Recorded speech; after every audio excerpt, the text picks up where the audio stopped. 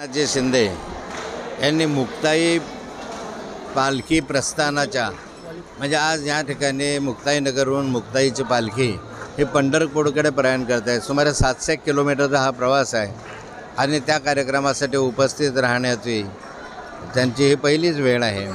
त्यानिमित्तानं मी त्यांचं या ठिकाणी मनपूर्वक स्वागत केलेलं आहे आणि त्यांच्याकडून काही अपेक्षा इथल्या वारकऱ्यांनी व्यक्त केल्या, परंतु माननीय मुख्यमंत्री त्या याच्यावर काही बोलले नाही। त्यांना ज्या अपेक्षा या वारकऱ्यांना होत्या की काहीतरी या मंदिराच्या काहीतरी यात्रेच्या काहीतरी वारकऱ्यांच्या पदरात पडेल, पण तो दुर्दैवाने ते होऊ शकलं नाही।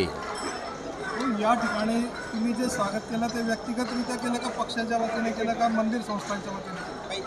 मी या ठिकाणी स्वागत केलं ते व्यक्तिगत केलं, राष्ट्रवादी काँग्रेस शरद पवार गटाच्या माध्यमातून केलं आणि एक वारकरी म्हणून नाही केलं।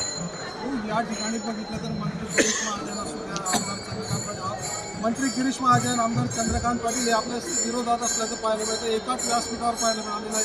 भविष्यात असं एक चित्र होऊ शकेल का? सगळ्या जळगावातल्या जनतेला वाटतं की सगळे नेते एक व्हायला पाहिजे। ही राजकीय सभा नव्हती, ही वारकरी संप्रदायाची बैठक होती किंवा वारकरी संप्रदायाची पालखी होती। त्यामुळे इथे जातीभेद नाही, पक्ष नाही, काही नाही। या भागवताच्या ध्वजाखाली सर्व एकत्र आहे, त्यामुळे एकत्र राहण्याचा संदेश या ठिकाणी दिला जातो। उपमुख्यमंत्री येऊ शकतात, मात्र मुख्यमंत्र्यांनी या संदर्भात कुठल्याही गोष्टीचं हे केलेलं नाही आहे। गेल्या काळात निधी दिलेला होता, मात्र देवेंद्र फडणवीसने अद्यापही कुठला निधी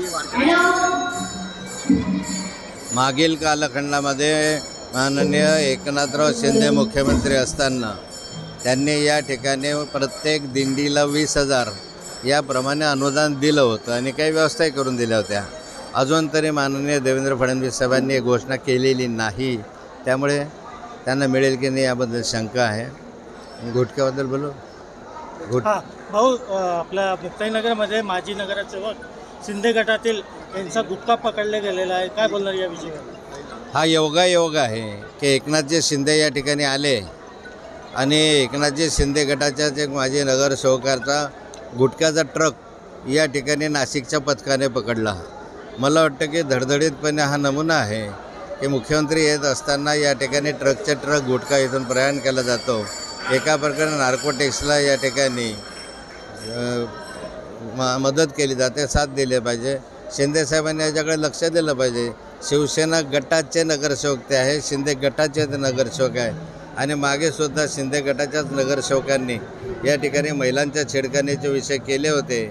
एकंदरीत पाहता या राजासरायामुळे इथली कायदा आणि परिस्थिती बिघडलेली दिसते।